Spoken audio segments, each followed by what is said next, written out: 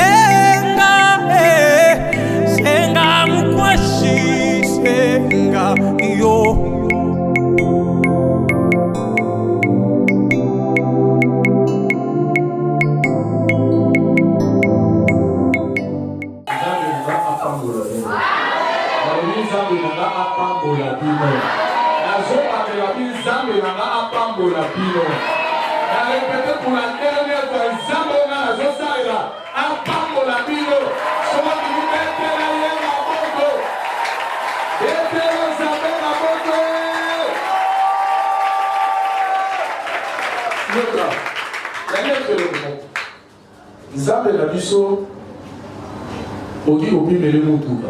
Amen. Oki kopimela ye mbongo. Mais so kopimela maboko na yo. C'est vous êtes là. So kopimela mololo na yo. C'est vous êtes là. Parce que so babinza babi pesa ye mutuka tant soza na mutuka. Amen. Mais so babinza babi la bete ya maboko na bozana maboko ni ba. So we met on the Bozano. So I think over the people as a Mutuka, Mamako na yo, copy la cosa mette. And you see what better take one of that Sunday. And we are going to learn a Sunday. To the Mama, to go to like Sunday Ramoko. Baby, let's have them about the Kanda. When you are Mama, I get a home with the papa. Et nani si mama moko na osoba que l'ensemble de ma papa. Zara Joshua a visité. Na nini kama osoba que la ma bongo. A délivrer na bongo. On y a pas parlé kamate. Na nini kama osoba que la ma bongo. A délivrer soko na yo. Na nini kama osoba que la ma bongo. A délivrer sala na yo. A délivrer bana na yo. A passer le Seigneur.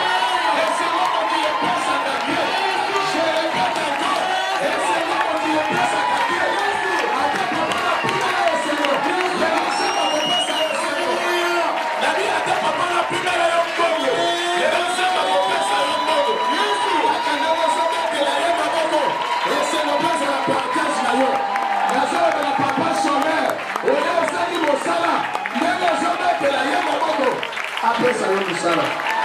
Ah, Bakisana Mololo. Bakisana Mololo. Ah. Merci beaucoup de vous voir dans l'ensemble de la Pambola. En tout cas, moi, je suis dans le lot et c'est Bozal.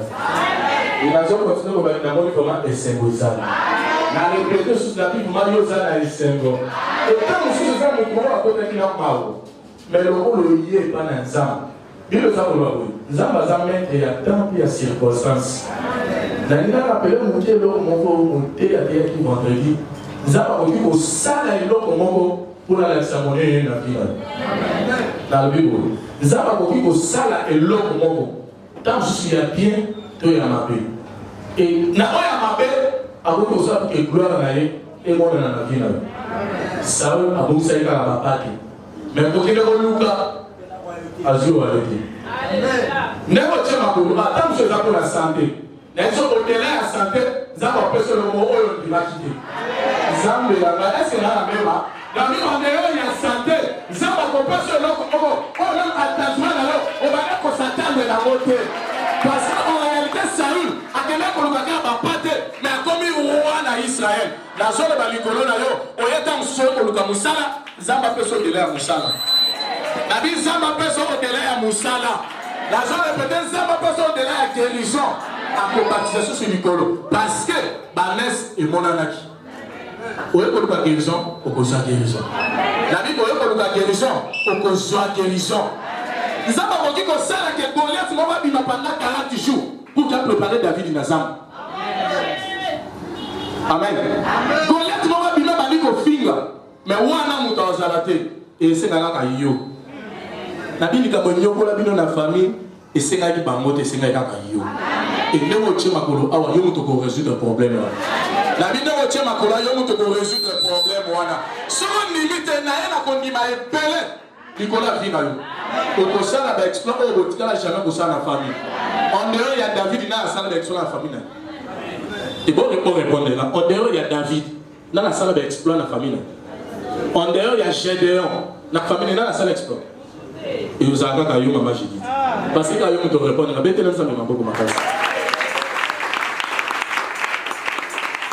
La personne qui est dans le ici, Nzambe ya pambola vraiment yo parce que na moni lelo oye na esengo. Et merci na Nzambe oyo abati biso dimanche passé tozala kawa. Et abati biso semaine mobimba on va dire misala mais ta grâce oyo sali tozala sur vie et de sana les enseignements ma classe amen. Na bien les témoignages na oui au témoignage na témoigner na pambola les amis passé de mon âme. Na pambola les amis passé de salini to mon âme. Est-ce que tu as vu les gens à mon avis? C'est une autre fois à côté de la fenêtre. Avant, il y a sur la couette. Avant, il y a sur la couette. Amen. Et ceux qui ont payé, les apôtres, les âmes. Est-ce que les âmes ont oublié que les âmes ont côté de la scène de la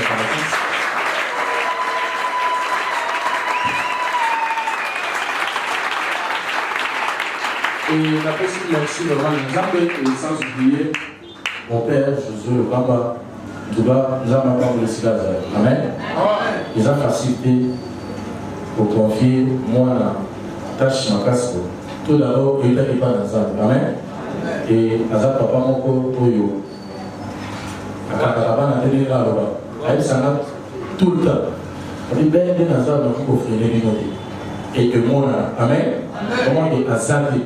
À comment vous voulez un peu passer aussi. David il n'a pas berger amen. Athée. Déjà, en tout cas, nous sommes reconnaissants et c'est Kazali dans la pompe. Amen. Et merci à Coco, à ma collègue. Merci bien à vous, la présence de vous. David, tu as dit qu'il y a un problème pour résoudre la solution. Tu as dit qu'il y a un problème pour résoudre la solution. Quand vous avez dit que vous avez dit que vous avez nous avons besoin de parler. Est-ce que vous dites bien? Et est-ce que vous dites bien? Il y a une chose que Nzambe a pambola, a pambola lelo. La Bible dit que Nzambe a pambola lelo. Et pour la malation, on a rappelé que vous allez pambola à Nzambe. Ah, est-ce que le pambola Nzambe va pas aller là? Là, on va la quitter. Le secret là, on va la même, là, on va la midoter. Rido les Nzambe maté. Même les alliés. La Bible dit que Awa. Nzambe a pambola lelo. La vie Nzambe a pambola na mbongo Nzambe a pambola na corps na yo zozala délivré lelo. Maman moi vous allez savoir. Peut-être les vivants pour la communauté. Parce que il a vu sur la sauf.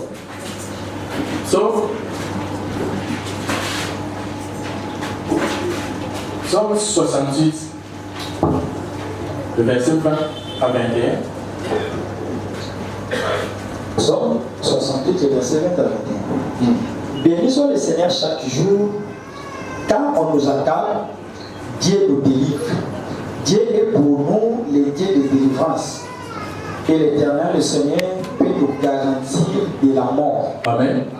Devant lui, nous avons 3 Jean, le verset 2. 3 Jean, le verset 2.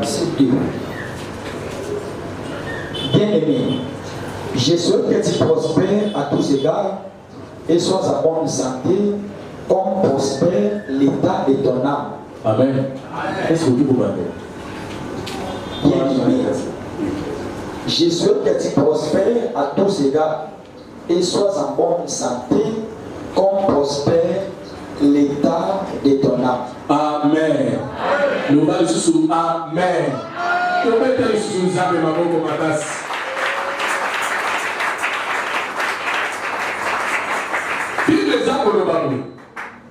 Béni soit le Seigneur chaque jour. Quand on nous accable, Dieu vient pour nous délivrer. Donc il est pour nous les yeux de délivrance. Et nous avons dit à moi, Oyo, à se délivrer sur la pointe du balai.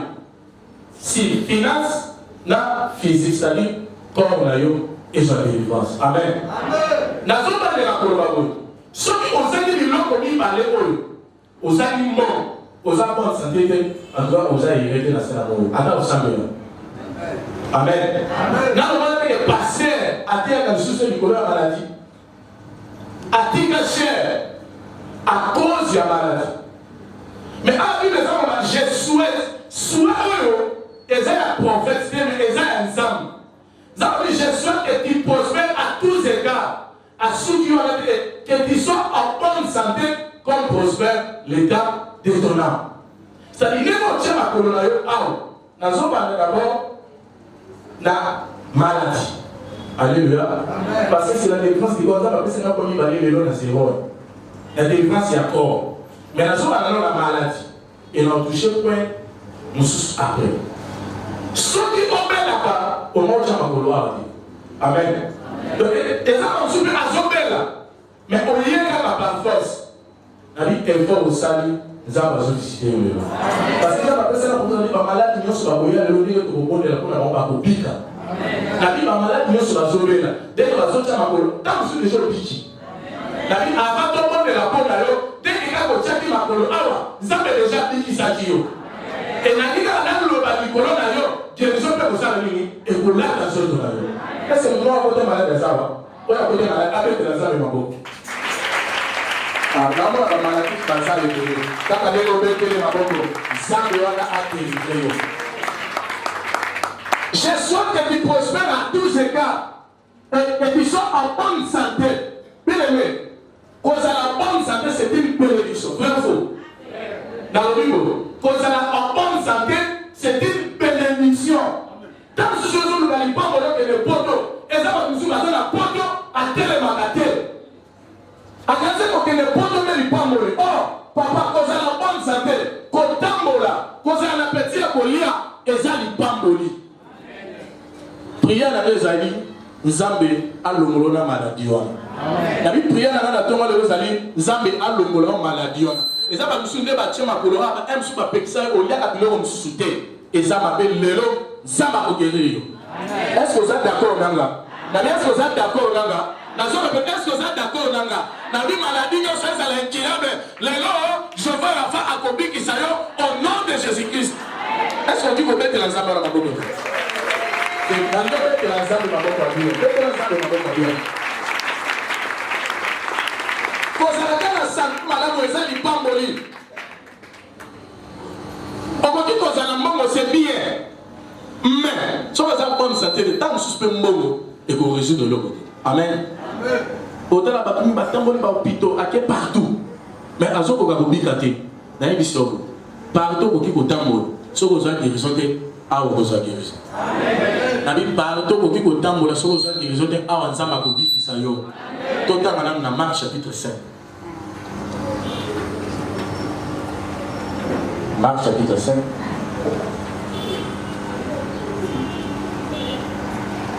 Pendant le verset 25. Marc chapitre 5, le verset 25. Or, il y avait une femme à qui était une perte de sang depuis 12 ans. Elle avait beaucoup souffert entre les mains de plusieurs médecins. Elle avait dépensé tout ce qu'elle possédait et elle n'avait éprouvé aucun soulagement. Amen. Soulagement. Moi, si Oyo, Bible a abandonné pour souffrir pendant 12 ans. Et souffrance d'ailleurs, avant d'aller dans la côté. Il dit attends-moi na maboko ya ba médecin ebele mais agir le côté. Na yesa mutu moko oki ko tango le pana ba. Que en tout cas so na hôpital oyo so chema ko le kobika obikite. Okena net okeso yi wa mama yo obikite. Okena clinique universitaire obikite. Wana bazaba. Ba médecin ba tangi la Bible bazala ki ba. Tam susu okutana ina Zambie. Na biso de nome ochema ko awa okutana ina Zambie. Na bino ochema ko na okutana ina Zambie. Na so ba maladi na yo zala ngirabe le lo ozobi kana kombo la Yesu. Est-ce que mutu wa zobi makelelo akobi kana kombo la Yesu. Na so ba ndemo zobi na ngombe ko sale manaki na yo. Na bi ata ba metse ba ngana ngirabe le lo mutozela mutu moko abenge jova afa azobi kisayo lelo. Na bi kaka ndemo zobi ma e ko sala mela ope Congo. Et la maman Zambé mabo. Maintenant c'est la collecte. Quand la Zambé mabo pour makasi. Et asuka qui n'a pas tambola. Il veut a dépassé nyos. Oh zalaki na. Tant soso que ça soit mis $100 et après ça y est guérison. Et ça va tous pas couper là bas millions. Mais atika du bikati. Amen. Là le côté homme riche mo va couper. Atiki be mo, atiki be mitu, atiki be ba parcelle bébé. Donc pour dire que même un médecin ba yebi nzoto ya mutu te ba médecin ba yeko la kana nzoto ya mutu mais mutu ya yebi nzoto za nzambe et atala kana kati na libanda atala radio pe na moko pe rata mais nzambe ko lobi okomona ndenge osalema na vina na bi même maladie ebatama na nzoto na yo lelo nzambe azomona yango pe akobikisa yo na bi maladie ebatama na nzoto na yo lelo nzambe azomona pe azobikisa yo na kombo na Yesu. Est-ce que tu peux trouver que le nom nzambe maboko de débela nzambe maboko makasi. Et quand azotambola mama oyo azotambola akanisaki ke so akute na médecin akobika mais attends plusieurs médecins Bible dit na place ayoka ta bien ikampe ko biso makasi kole na nani biso na tongo lelo effort ya moto ezalaka na ba 1000 essence fait. Amen. Amen. Il y a un moment mimi et pas ni on peut nasser. La vie effort il y a moto na vie na yo. Ils allaient amener les gens. Amen. Mais ce qui nous a maillé lelo, hein? On a pas bateau pour pas kubika te kubika. Amen. Ce qui nous a basali le, na on a pas maman ba on dit mais pas maman, c'est nous a basali la vie. La vie ce qui nous a balobika ka lelo ah. Ata koko lobi be les amis les sans effet. Dans ce maladie aux autres les gens mon livre va boire quel ayo avec qui ça na maladie aux ali physique et ça aux ali spirituel. Dans la même maladie spirituelle, ça va zombie qui ça yo lelo. Dans la vie ça va zombie qui ça yo lelo. La zone peut-être ça va zombie qui ça yo lelo. Parce que ça va tout sous ba yo quand tu vois que les masses en réalité ba boki na molimo et là tu zone na bi maladie so e bandaka na molimo et là dans soto na vie non de ça ni les sans effet au nom de Jésus-Christ. Na bi les ni les sans effet au nom de Jésus-Christ. Na soto besa ni les sans effet na kombo na Yesu. Betela no Yesu na maboko. Et la nomme de l'ensemble de maboko na place.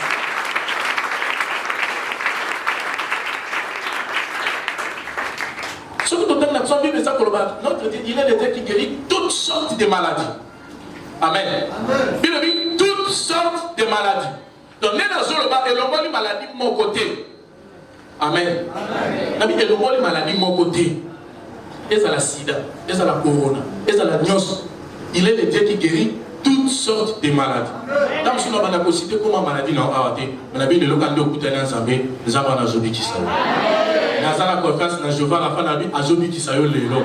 La bi nazala confiance na Jéhovah la fin azobi ki sayo lelo au nom de Jésus-Christ. La bi zamba azobi ki sayo lelo na kombo na Yesu.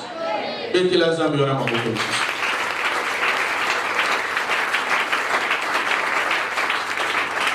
Dans ce comme dans la hôpital et ça synonyme ya guérison. Amen. La bi comme dans la hôpital belé et ça synonyme ya guérison. Parce que ça va nous africains qui a couché na Inde, azana na mbo, azana na tout, mais mbo ko ni ko pesa guérison. Amen. Amen. Abi mbo ko ni ko pesa guérison. Ni tout kazana ko ko pesa guérison. Azana na nyonso, mais loko moko zo ko meza na santé. Tant sous ce jakana yo. Na domaine na mbo, ozana na mbo, ozana na mituka. Obali na yo, oboti na yo, mais santé zone dérangée. Maman pas les belés koufa à cause papa est là, maman boya ya chima.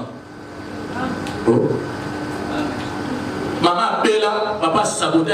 Il va les bouffer à cause de la santé. Il y a des personnes qui ont une bonne santé, attendant dans une bonne côté, la personne n'est pas molie. La vie sur une bonne santé, et qu'on soit le camongo. Tant qu'elle a une bonne santé, c'est une bénédiction où il n'était pas dans le Zambie. La personne n'est pas molie, il n'était pas dans le Zambie. Il n'est pas molie, il est au Luka. Donc, on a un hôpital. On a un hôpital. Et ça va pas molie. Amen. Et tant que vous êtes dans le et ça n'est pas molie. Ah, aidez-la dans ça. Voilà ma boque, mon père s'appelle. La Bible est là. Zambe est là, qui est là, qui est là, ma boque, ma casse.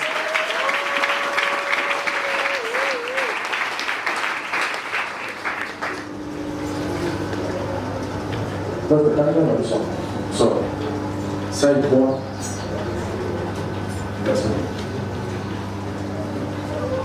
Psaume 103, le verset 3. C'est lui qui pardonne toutes tes iniquités, qui guérit toutes tes maladies. Amen. Qui guérit quoi? Est-ce que vous avez la Bible? Est-ce que vous avez la Bible? Bible, ça va la Bible. Maladie n'a eu nyos. Donc, à nouveau, les bureaux, même à ta carrière, il y a un oblige.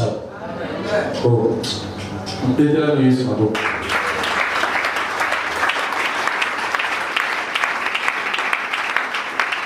C'est lui qui pardonne toutes tes iniquités, qui guérit toutes tes maladies.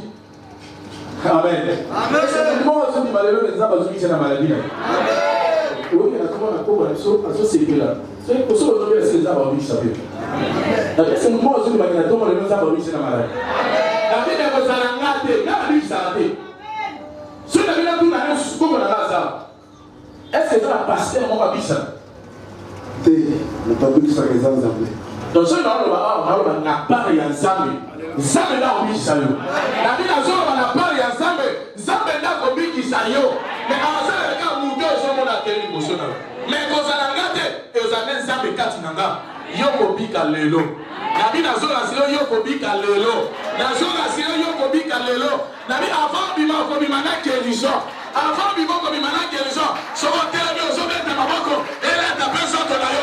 So hotel mi ondimi yango. Elle a tapé sur ton ayo. Nego so beta maboko. Zamba biki sayo. Pamana dio sai kiabe. Obi kalelo. Onode. Onode. Onode. Ah, ufanda msikano bete susu maboko makasi. Amen. Amen. Et ça pour une bosse, ça va passer un tout partager. Pour la maladie. Et il y a mis parler. N'a pas d'ailleurs. Vous n'avez pas. Je ne vais pas te parler. Dans le banni. Après c'est là pour la maladie. Alors là c'est un sous-délivrance il y a corps. Corps où il y a un corps au monde. Ça va nous sous-barrer il y a dit. Mais par contre on va esclave il y a le sous. Et eux méritaient sur la délivrance. Vrai ou faux? Ah ouais, on va pas du matin.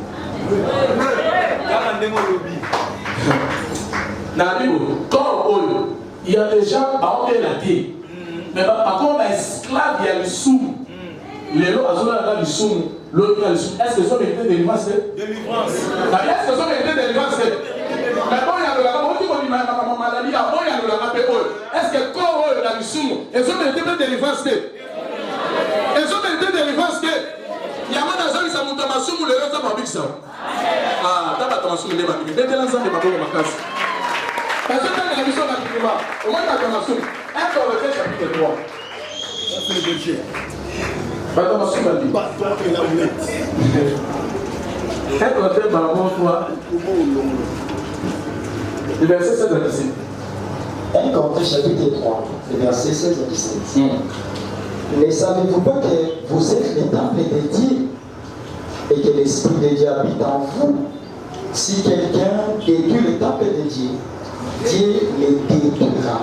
Amen. 17 de la Bible.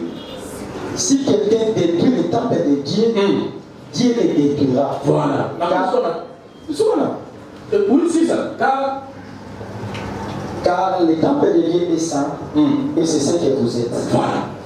Déjà, pour ça, c'est une Amen. Là, nous sommes la suite, il y a ma peine à y et là, nous sommes à la suite, il y a ma peine à y ok, qui me dit mais d'accord, on dit ma main. Parce que la touche pas pour moi. Comme Oyo, il faut que comme ma âme non dans l'enfer. Amen. On dit corps Oyo. Bien que ça mortel, mais il faut que ma âme là, mortel dans l'enfer. Donc, corps mortel, et ça la trompette, ça la délivrer dans les soumous. Car le salaire du péché, c'est la mort. Au conscient, vous faites un saut, nous avons dit qu'on pense à l'île, au coup fixe. Mais dès la seconde, ça me m'a beaucoup. Et là, on va peut-être que la salle m'a beaucoup. Si quelqu'un détruit les temples, en réalité, temple on s'en va Zalaka, et Zalaka n'est yo. Amen. Amen. Place une zambasa et ça n'est yo. On les a liés de kilt. Pour la mort, il y a des kilts. Mais temple, et ça n'est yo. Parce que bien de ce qui yo d'abord, on détruit temple ensemble. Non, on détruit yo. Pour répondre, non? Non, on détruit yo. Donc, exemple, nous sous Nzambe yé mon condé à détruire ça parce que yo mon condé qu'on détruit corps na yo na masum. Les lots Nzambe qu'on délivrer. La Bible les lots Nzambe qu'on délivrer yo. Na zomba de la Bible Nzambe qu'on délivrer yo. Parce que biso Bible ça qu'on doit abonner. Puisque c'est lui qui vous a appelé et saint, vous aussi soyez saints dans toute votre conduite. Parce que ceux qui conduisent na yo les Nzambe appellent. Aux autres détruits temple et Nzambe, Nzambe qu'on détruit yo. C'est la délivrance du corps, non? Parce que, est-ce que tant que tu as côté quand tel, les esprits n'est pas côté? Parce qu'il faut savoir que le monde a mon lit mouana. Ceux qui étaient comme en fait, et qu'on rate peu bénédiction à Alléluia. Alléluia. Alléluia. Est-ce que tu as mettre les âmes ma boue? Parce que la monnaie, parce que la femme dans ma terre a bête la gamme, ça fait ma boue. Attends, on dit la vie bête les âmes de ma boue.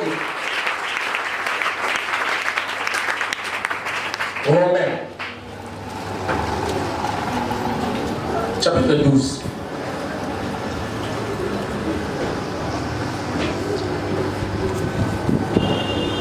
Romains chapitre 12. Le verset 1. Le verset 1.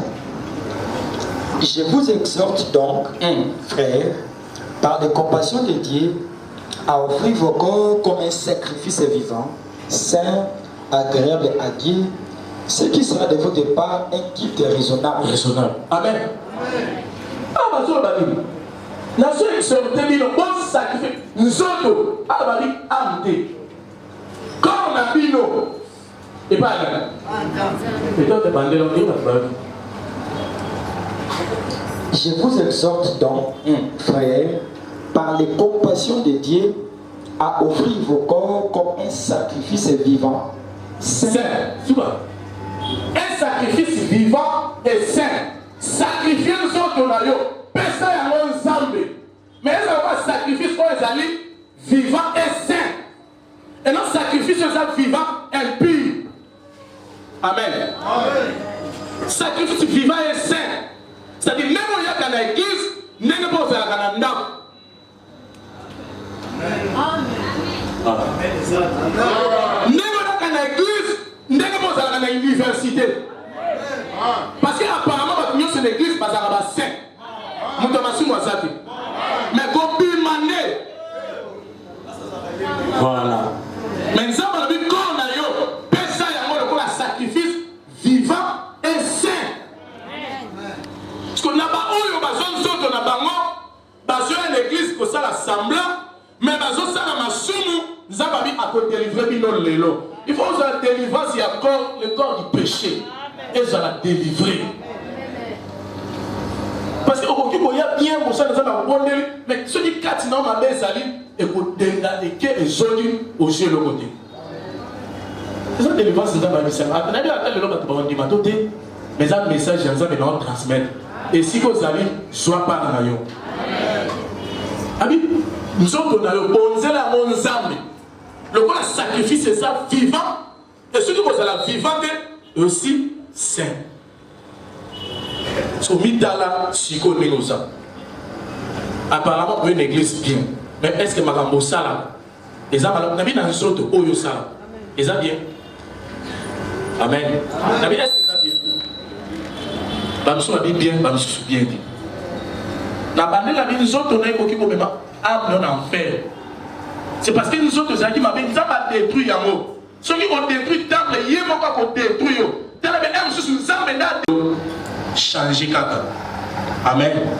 Dans ce que ça dit, au changer. C'est aussi la délivrance du corps. Délivrance à cause de la maladie, mais ma capo peut, ils appellent la carte. Amen. Est-ce que ma maman t'a oublié de mettre dans un bateau? Dans un verset, il est écrit.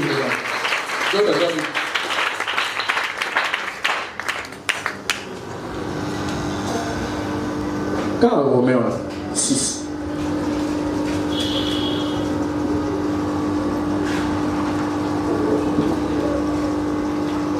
Romains chapitre 6, le verset 12. Le verset 12. Que le péché ne règne donc point dans vos corps mortels et n'obéissez pas à ses convoitises. Ne livrez pas vos membres au péché comme des instruments d'iniquité, mais donnez-vous vous-même à Dieu comme étant vivant des mondes que vous étiez, et offrez à Dieu vos membres comme des instruments de justice. C'est beau. C'est pourquoi on a dit ma parole, madame. Donc, regardez la 13. Ne livrez pas vos membres au péché comme des instruments d'iniquité, mais donnez-vous vous-même à Dieu comme étant vivant le monde que vous étiez, et offrez à Dieu vos membres comme des instruments de justice. Il était aussi lui-même un membre de la mission, le bon qu'on a eu, qu'on peut s'avoir des instruments à l'issue. Si tu veux le minimum de la sourd, exemple, nous avons samé la maison à l'Ibofinga au comparé à l'Elina Païen à l'Ibofinga. Amen. Nous avons samé la soit à l'Ibofinga à l'Elina Païen à l'Ibofinga. Aujourd'hui, nous avons un instrument, ils ont perdu sa macam de vie. Même membre de mon côté, qu'on peut savoir que c'est un instrument à l'issue. Le ceux qui nous donnent le fingaka, le kaka munogwana bongola yango. Amen. N'est-ce pas mon besoin kaka ko? La biso ni loboko na yo, yango ne ndakayo sumuka, benda na loboko wana. Ceux qui makolo na yo, ne tindakayo sumuka, discipliner makolo na yo.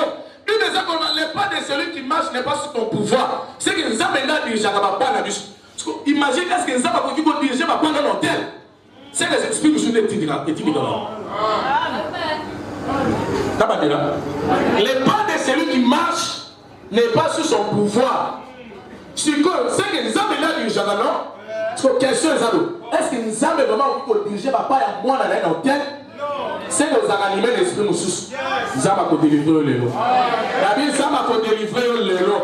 La zone nous a délivré le lot. Souvent limite pour ça le appelle bongo. Dès que la zame m'a beaucoup macasse. Et est-ce que vous voulez que la zame là que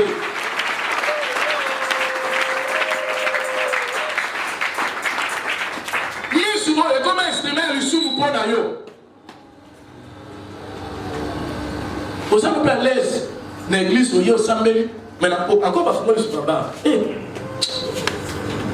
somme. Mais pas dans l'ensemble. Vous avez détruit le temple et ensemble pour rien. C'est aussi la délivrance du corps. Et ça, c'est la maladie, mais ma camarade m'a dit aussi dans le corps. Il faut Zamba délivrer. Il faut ça. Paul a commencé dans un moment où il y a un zolo. Non, on a ça, mais non, on peut ça la dire. Abandonne, on a délivré. N'est-ce pas, Zambé? Les loups Zamba ont délivré. La Bible, les loups Zamba ont délivré. Non, on va Zamba ont délivré. Sauf que les métiers n'a pas la place que les Zamba ont délivré. Donc, la même manière que nous sommes ensemble de ces, il y a malobate, mais ensemble de ces, par contre, ça va s'entendre, il y a solo. C'est-à-dire, le bon qu'on a, les hommes au centre, mon qu'on a, mes sunaye, ma toy naye, ma colonel, tout, à ça, c'est. N'a pas bobo, il y a bobo. Nabi na o bobo yaka. Nabi bo. Le bon qu'on a c'est, mais sous c'est, zolo makolo que basantu bazalaka te na biso ke bazalaka. Na bi basantu bazali. Azal vivant saint. Merci papa. Ah, ça va pas problème. Saint vivant. Donc même le bon on est sous garantie. N'a même à penser na ye, à sous garantie. Ça va regarder bateau bon. Parce que imagine que mon bon, est-ce que ceux qui n'ont pas qui les maladies ont soigné? Quand vous maladie, pas voir que les gens passent. Imagine que moi, on n'a pas voir que les masses se suivent. Et puis, t'as la bien. T'as mis t'as la bien. Masse. Et je c'est que vous t'en voulez amaber. T'as dit c'est que t'en voulez amaber. T'as dit, là, les tout ça. Donc, papa, banda pour samedi. Article sur la date. Et ça dit. Donc, on a dit, ma pasteur, mon attaque, délivrance où. Mais nous, on va bêter ma pasteur. Mais ce que comme parce que aïe bien la tamboula et ça la pasteur il faut pas ensemble na ba ndiminyo so parce que biso so toza bana ensemble. Oh amen. Alléluia. Tu bien te dire ça avec votre merci. On dit que la femme va pas bien. La délivrance du corps. Peut-être jamais ma boîte là comme ma boîte là.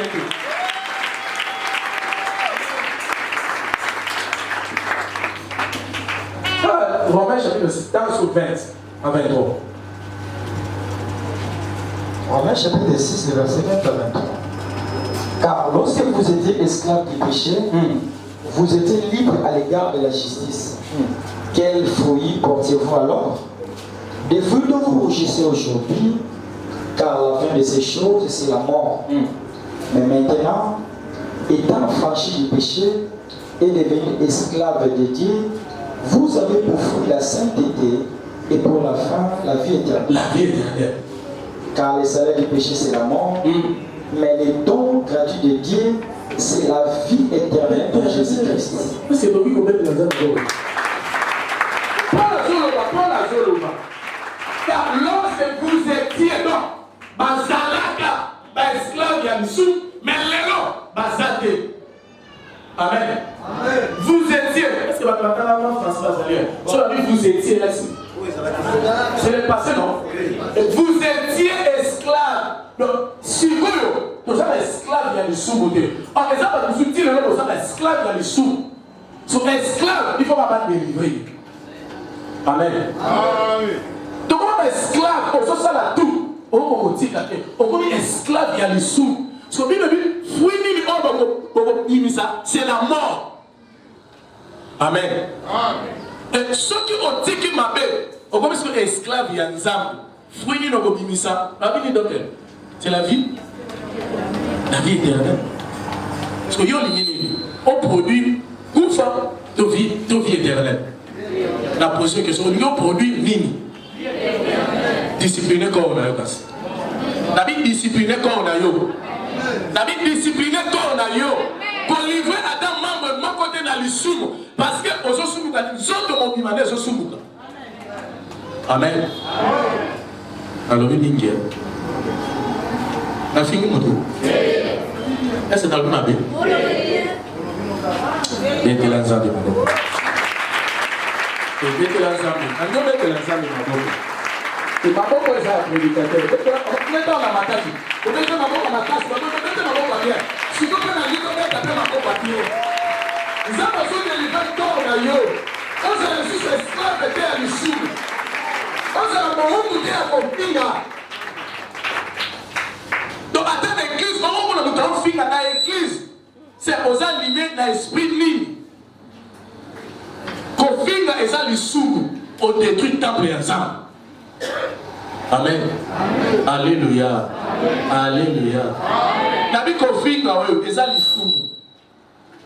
Et qu'on dit qu'on détruit le corps. Donc, et qu'on dit qu'on détruit le corps.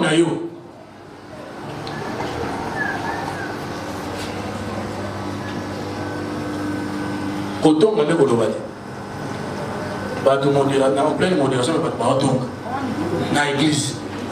Parce qu'on y est, on a délivrance, on a sous malédiction. De l'autre, on lui montre qu'on va délivrer un angle. On a dit, et ça, bien de temps, on a classe à champion dans le finger, on a besoin de se trouver, trouver la maison du roi. Si vous mettez à la fin, problème est ça. Un jour, il va nous killer. Si vous mettez à la fin, le problème c'est ça, mais un jour, vous allez retourner. Amen. Voici le moment favorable. Nous allons répéter comme mortel, et comme ma âme non immortelle l'enfer. Celui qui est tamboulaté et qui détruit. Amen. Vous pouvez dire ça de ma pour ma casse. Vous pouvez la Yesu. Vous pouvez la mater. Amen. Que la Yesu ma pour ma casse.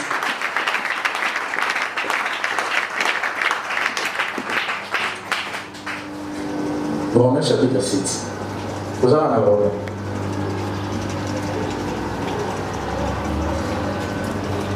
Verset 5 à 6. Romains chapitre 6, les versets 5 à 6. Car lorsque nous étions dans la chair, les passions des péchés provoquées par la loi agissaient dans nos membres. Donc, c'est là, pendez là, car lorsque nous étions dans la chair, lorsque nous étions dans la chair, amen. Lorsque nous étions dans la chair,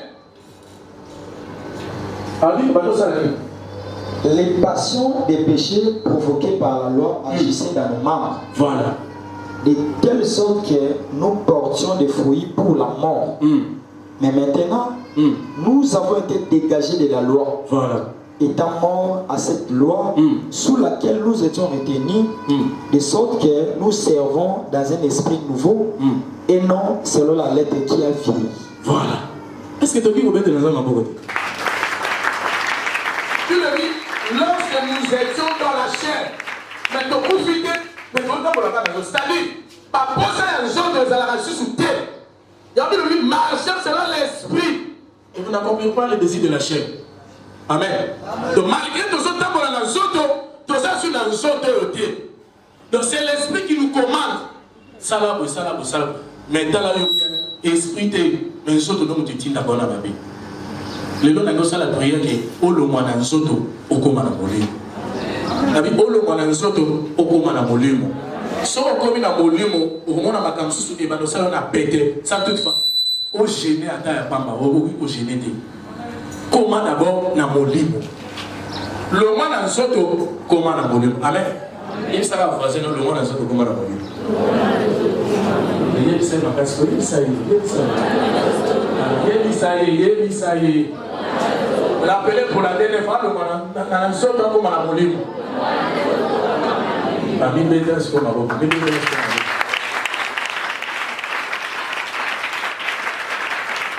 Et la dernière point, pour le dernier point, Frère Bisayo, genre de délivrance, il y a un bon. Est-ce que ça me demande à la cause en bon? Est-ce que ça me demande à la cause en bon? Mouta à la cause en bon, Alex à la cause en bon. C'est-à-dire, est-ce que ça fait la mouta à la cause en bon? Et quand ça va sortir, on va se mettre les hommes.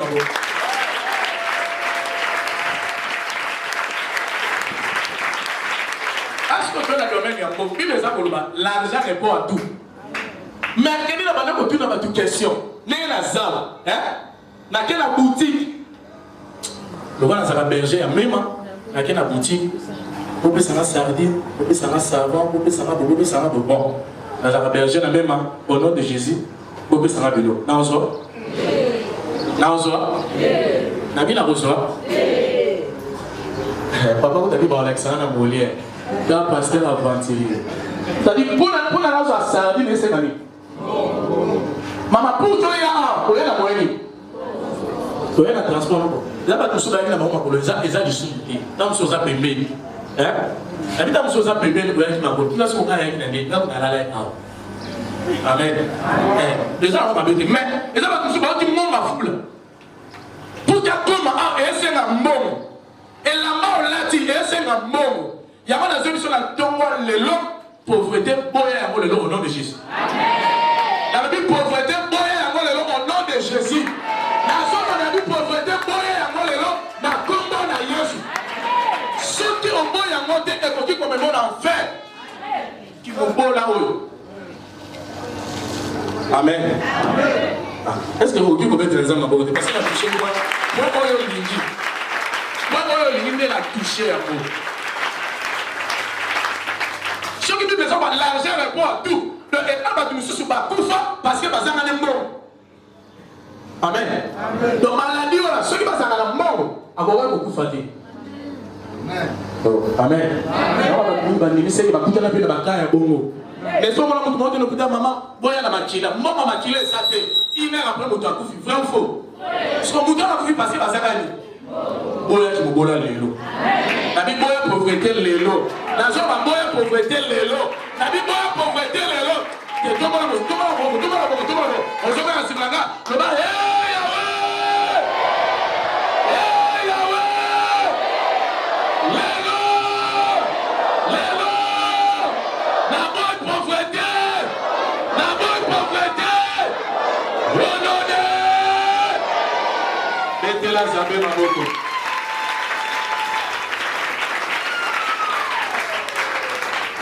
Tout le monde qui me boit papa, maman. Boya yango kolia kana passe kolata kana passe tout na kotanga na siko nzambo to bimela azanda baba bola bible za ko labo il était riche mais pour nous a commis mon bola pour que yo sami eza doit non réclamer en lelo le ko ça nzambo ko maki mon bola pour que ngala zala siko tiwa âge yango ezoke na so ça to comme na 50 ans nzamba na capacité au peso mbongo autant se battre depuis 20 ans na 50 ans. Amen. On reçoit pas au lélo. Mais et ça quand on va principe il faut respecter pour que maman ne s'aille pas dans la vie. Amen. Est-ce que tu as mettre les hommes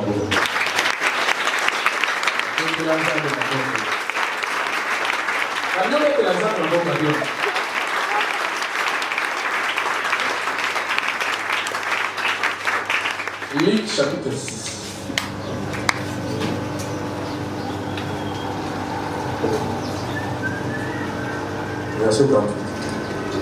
Luc chapitre 6, le verset 38.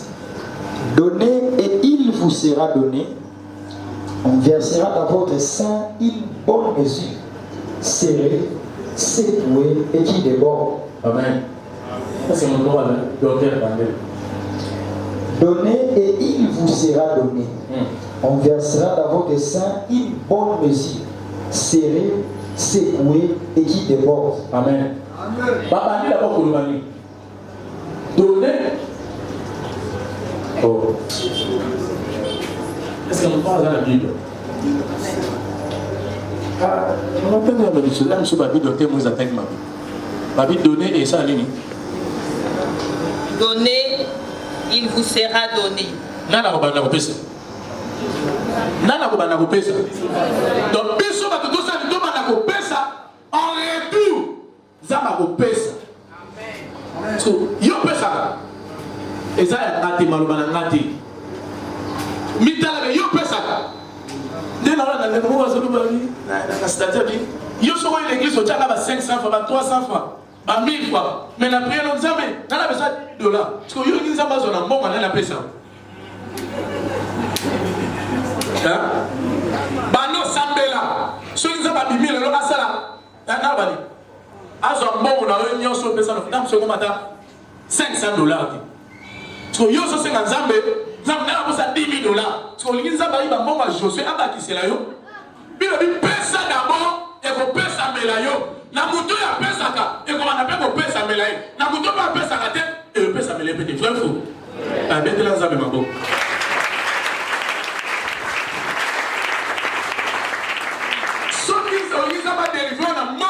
Tant que vous avez démontré que vous avez monté, vous avez pesa.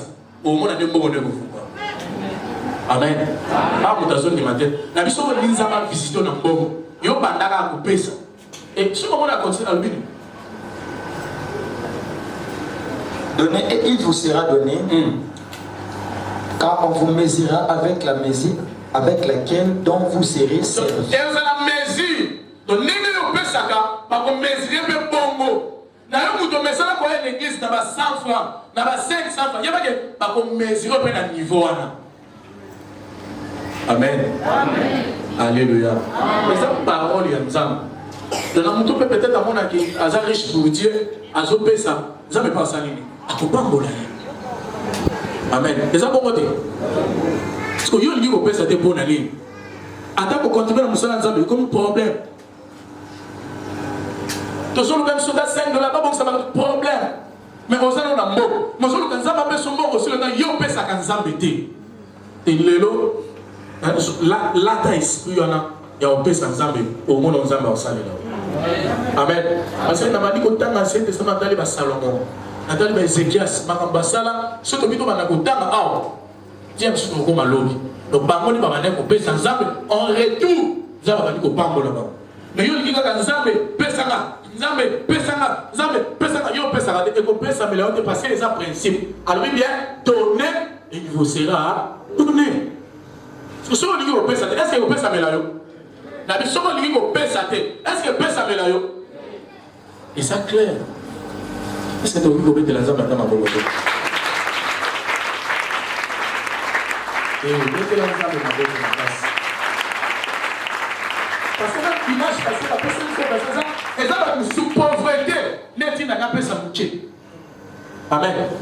Et on a dit le point où nous avons pauvreté, c'est-à-dire, aux ala bon pesanza.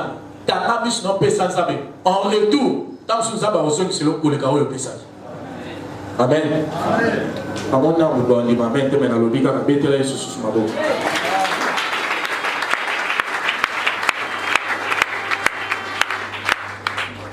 Amen. Lui, par la livre 21 secondes.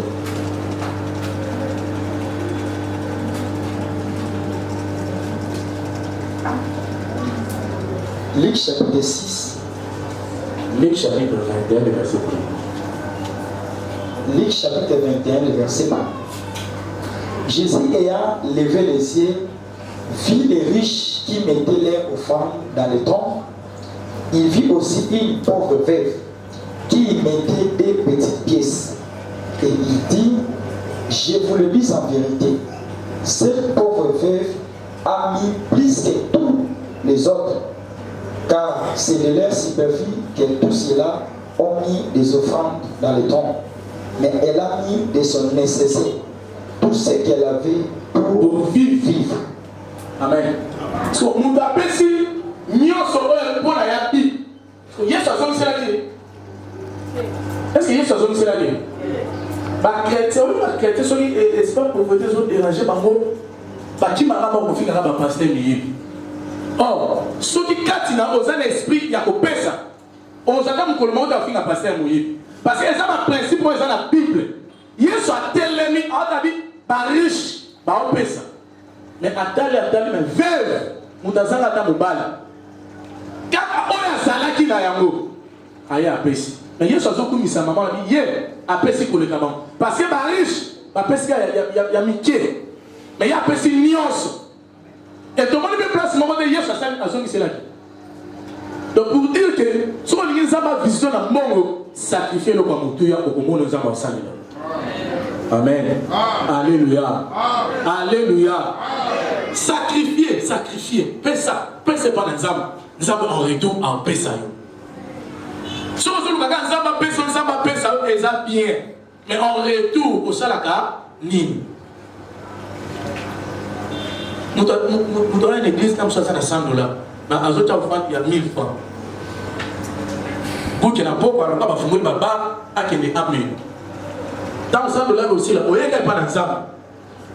Nous avons un paix ça, mais nous avons un peu de moko. Vous avez un exemple. Ah, paix ça. Mon kilo, c'est qu'il a intérêt. N'est-ce pas? Avec mon kilo, c'est qu'il a aimé. Il y a intérêt. Même maman, ça va la pousser. Oh, amen. Ça va pas pour le faire. Avec maman, ça va la pousser. Malgré ça, l'argent m'appartient. Mais maman, ça la pousser au paix ça y est. En retour, il y a un peu à couper ça. Parce qu'il y a un peu de caca à ébélé. Proverbe 10, 22.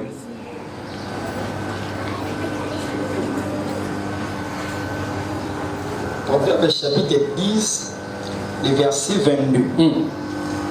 C'est la bénédiction de l'Éternel qui enrichit et il ne la vous souvient d'aucun chagrin. Donc, il y a un petit Nzambe, et comme ça, Nzambe est riche. Amen. Mais Nzambe sont la péché au comme riche. D'abord, ceux qui Nzambe a péché et ça vit. Oh, est-ce que votre bras n'a pas bazawa? Est-ce que votre bazawa n'a pas bazawa? Ceux qui Nzambe ma pêche au communal. Parce que yo sur le pêche, c'est comme ça, mais riche. Parce que nani azana intérêt fa pêche. Ah, moi je suis vraiment pas vraiment va comprendre. La Bible a tout yé nzambe so ni et comme ça nzambe riche. Mais ceux qui le nzambe ka pêche yo au commun riche. Parce que nani azana intérêt pêche ça pour que mon gars forme ça mon nini. Eza yo non. Les amis sont dans la même to flatter nzambe, to pêche nzambe. En retour, dans nzambe pêche ça biso église et aux assis sous beauté. Et comme église ya ba riche. La Bible église comme ba riche, ceux qui biso to zo banda ko pêche ça yé. Mais ceux qui ont pêché, ça y est, tu vas d'accord côté tam sur la chaîne, il y a pas mal. Ceux qui ont rien connu qu'on pêche ça, mais l'homme se sont gênés. Amen. Ah, non, mais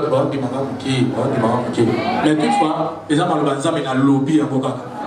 Mon mec, c'est la favorable ou pas, il y a un mot, ils ont le banzam, mais oh, il y a un peu de salé, Zamba Bopambo. C'est aussi la délivrance. Parce que la délivrance, c'est un mot, on est Kangama, Zamba Fongolon. Mais il y a un peu de salazam. Il y a des intérêts, si nous avons fait ça en semaine, à ça la prière, si on peut faire ça, non, ça, on a proposé. À tel intérêt de la carte. Parce que moi, on a intérêt à ça. Moi, on a ça, il y a bar, il y a boîte. Si on peut faire $10 l'église, donc on dit que, on a fait ça, on est grave. Amen. L'espoir n'a le critique. Amen. La Bible dit, l'espoir de ça, il est éthique. Et l'espoir de ça, il est éthique. Vous pouvez dire, vous avez ma beaucoup de place. Nous avons déjà la suite à message. Nous avons déjà la Bible, donc c'est ça verset dans le chapitre 6.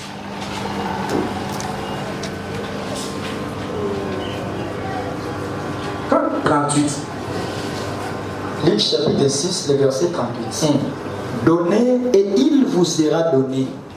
On versera dans votre sein une bonne mesure serrée. Une bonne mesure serrée. Donc ça serré, parce qu'il y a secoué et qui déborde. Et débordé. Car on vous mesurera avec la mesure dont vous serez servi. Voilà. Dans un exemple, papa juste a dit, bon, quel awez, pourquoi sont ma foufou? Et pour la foufou, non, maman. Maman, vous allez là. So, et pour la foufou, bah, tiens, foufou, bah, fini en haut. Bah, juste, bah, dis, bah, fini en haut. Bah, mingi si en haut. Bah, tiens, étonne. Là, mon bah, tiens, les gars, bah, la mort étonne. Il y en a des légumes. Nabi, il y en a des légumes. Ah, les amis, bon, mais pas ensemble. Donc, mesure dans ce que ils ont serré, ils ont secoué, pesa et belé, au côté de la moninga. Amen. Ce qu'on dit que la moninga, na mongo, ils ont dit que Nzambe, pas pour la gare, na les kabangula na kate, bana ko pesa Nzambe, au côté de kabango. Amen. Tant que mon na pesa Nzambe, on va en pas maka. Yo so ku fana ba je, Nzambe mbango, zo ka monguna na yo na zo monguna, ya pesa kan Nzambe, Nzambe pe zo pambo na ko le kayo. Et comme que biso tozo sambela, o ebi ko pesa te. La matière au ezalo sambelaka to sambelaka te so ebi ko pesa zamba ko pambola yo. Amen. Betela nzambe maboko ko. Betela Yesu. Betela nzambe maboko hier. So ebi ko pesa nzamba ko pambola yo. Mais so ebi ko pesa te. Bo ebi histoire ya Lazare camarade ya Yesu akufa pauvre. Amen. Alléluia. Alléluia. Lazare peut mettre à Yesu na kufi mongola. Tant que Lazare est ma cambo, mais ba le connaît ba yebaki. Alléluia. Le nom na fungolo ya moi mémoire oyeba. Avant ça ba pesa yo banda ko pesa. Soko pesa nzambe, pour comment on a retour oya ko salaire. Amen. Est-ce que nous devons nous aller visiter na tomba le nom na domaine na bongo. Na est-ce que ça na posa nzamba visiter yo? Banda ko pe tele maboko makasi, pe tele nzambe maboko makasi. Quand yo be tele nzambe, est-ce que ba bongo na meza nzambe? Betela ye maboko, betela nzambe maboko.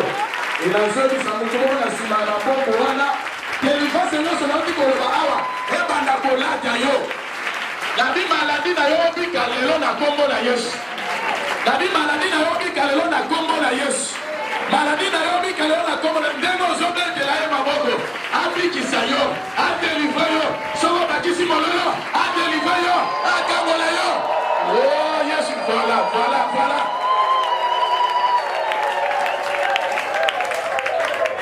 Télé. La cinquième de la télé. Ça c'est le télé.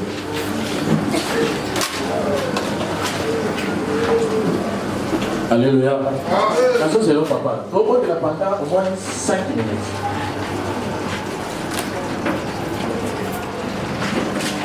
Par maman peut-être. Nous avons poussé dans la sang. Avant par exemple, les maladies, c'est là ça se maladie sont mieux au bout. Nous avons des délivrance et encore, vous avez délivrance. Nous avons maladie, nous sommes battus dans le gouvernement et vendre. Battus dans le gouvernement et vendre. Un compliqué en avenir. Battus dans le tout et vendre. Un compliqué en avenir. Maladie, on a. Nous avons bien dans les boules. Amen. Est-ce que vous êtes prêts? Est-ce que vous êtes prêts? On a joué dans le monde dans le sous-bazar pour vendre. On dirait que vous avez pour ça vous semblez là. Alors, nous avons bien dans le monde pour ça vous semblez. Nous avons bien dans le monde qu'on a eu. Banda ko chasser maladie au ezana nzoto na yo. Maladie au batia na nzoto na lobi ba musu ba longwa na musala parce que santé za malamu te ba déclarer inap zonga na ndao. Musala ebebi. Alors tozo bebi sa expérience ya maladie. O lobi le ki ko détruire corps na yo. O lobi le ki ko bebi sa makamu na yo. To na musala, to na libala, maladie wana. So ezana nzoto. E banda ko tika yo. O so beta maboko na yo. Pengana na yo. O no de Jésus de la bonne.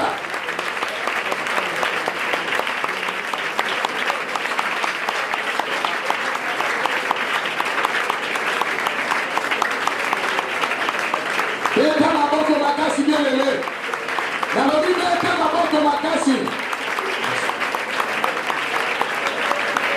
Samba papola yo. Asoka maboko na yo. Beta maboko na yo. Maboko so beta sa délivrance na tomba na yo. Ke osana se. Maboko no beta sana se. Samba papola yo.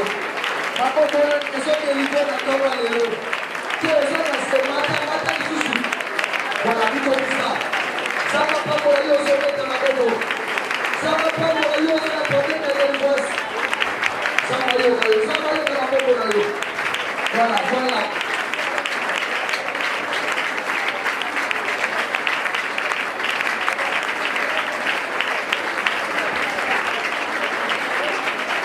Papa, maman, bête, ma boko la casse. Si les gens de la boko la casse, les gens sont bêtes, ils sont mis sa maladie. La maladie, ils sont mis sa maladie. Au nom de Jésus, au nom de Jésus. Yes, yes, yes, yes, yes, yes. Amen. Oh, Yeshua.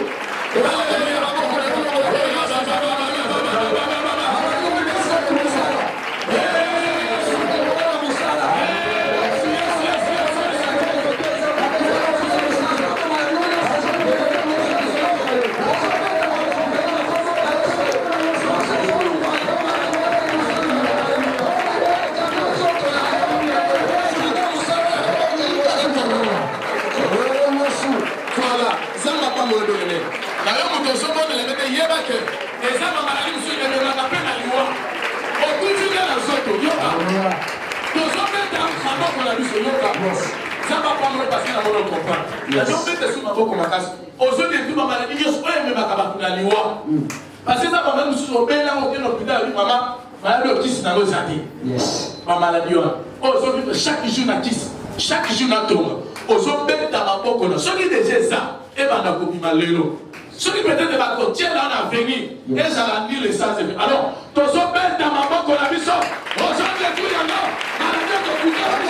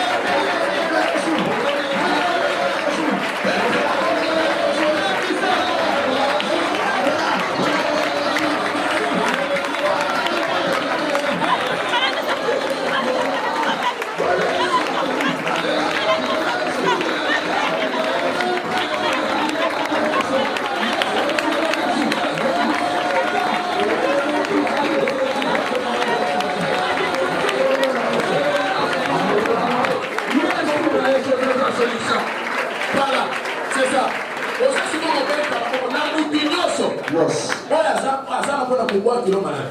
Azan les gens qui sont disponibles à ceux qui ont un bon santé, on va que le lot. Batouana, ça la bat, et ça va esprit, toujours détruit. C'est normal que à n'épeci na otika la bobé la té. David c'est normal. Yes. À n'épeci et s'il otika ni kopé la té. Yes. Alors bateau nyo sur moment que l'on malade, bah les gars on a la maladie, on a la maladie, on sont détruits maintenant.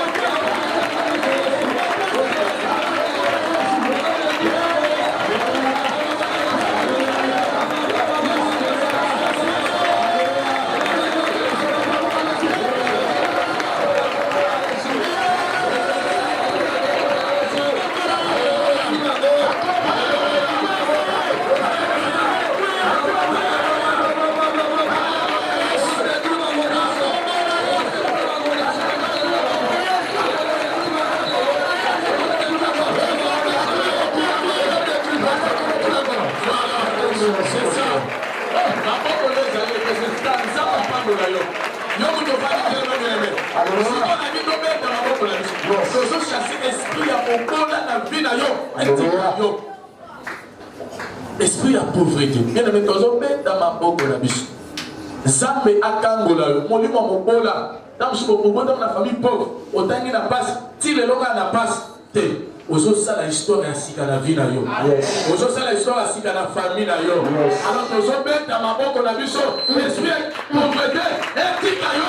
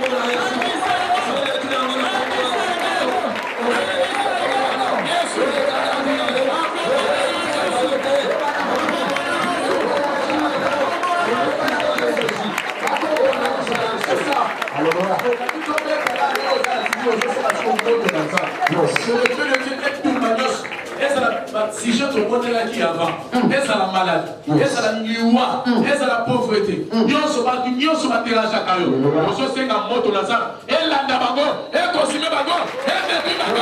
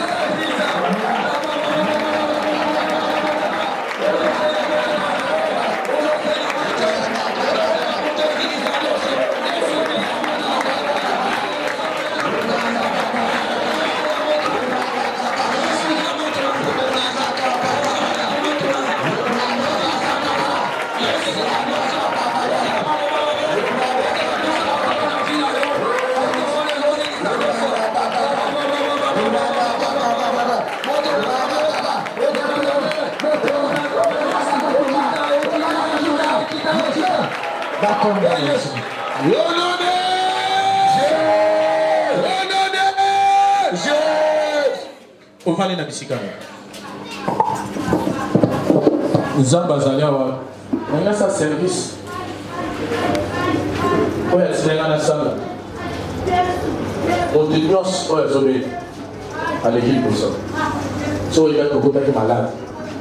Pour ça là, il y a où il faut quand même.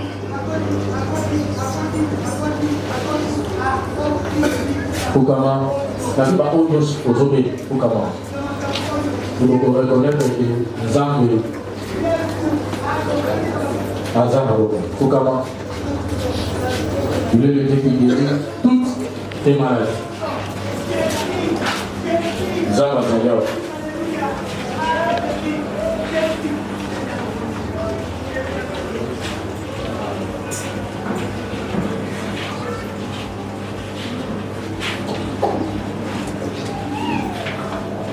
Rapidement, parce que ça va mal.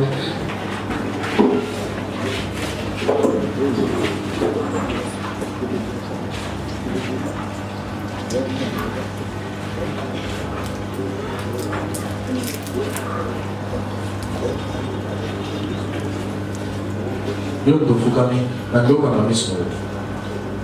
Zala kodima na tomba lelo et le corps continue malade au malade. Amen. Amen. Même que vous êtes privé. Dès que nous avons de la bonne maille, miracle à l'évolution Yesu à sala maille comme à 20 et maille là on compte ça 20.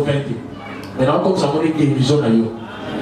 Donc les ala malaria, les ala motopathie, les ala typhoïde, toutes sortes de maladies. Quand on mal le au côté dans zone attaque goutement.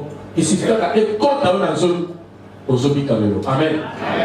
Est-ce que vous dites que Ozobi Kalelo? Et la somme de la bonne maille. Ici, elle soit et quand à dans le sol de la Ozobi Ozobi. Donc, il y a des présence. Ah, parce qu'on a reçu dans le Yoko. Nous avons pouvoir adorer les amis.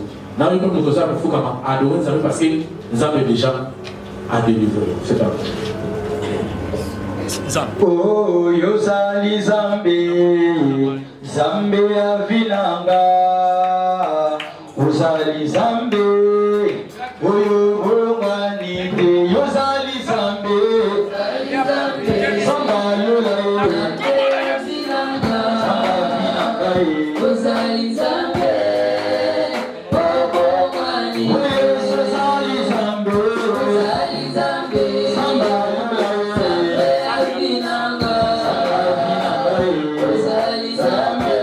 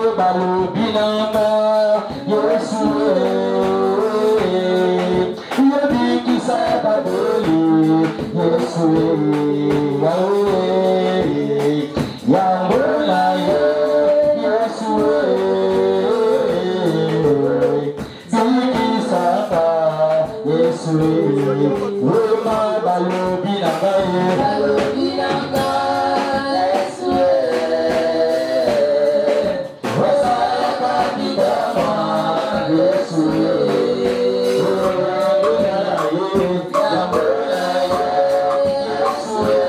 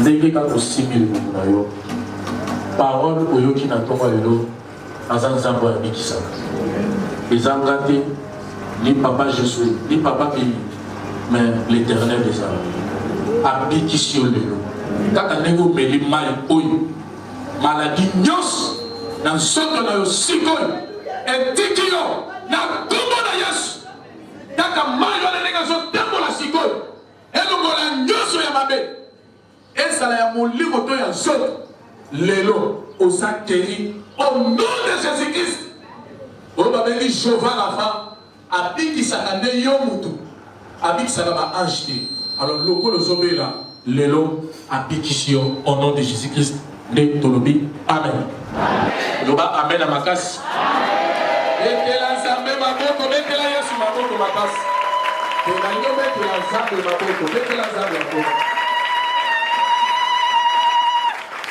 Amen. Amen, amen. Nzambe oyo ya Abraham, ya Isaac et ya Israël, yozali nzambe na biso. Osangani awa pour la délivrance financière et puis délivrance du corps. Seigneur, nous moko te abima de la quelque chose qui s'est passé dans le zoto naye, la finance naye, la déclaré na kombo na Yesu. Amen. Dieu de vous bénisse.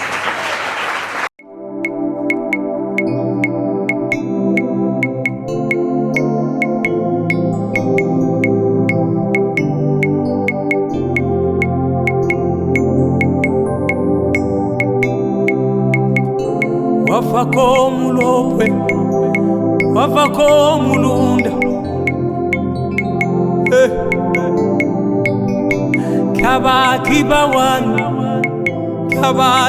wana sengayo iya ulongene biukeno iya tatayo sengayo Mafwindi bakuyuke wile zawa moto sengayo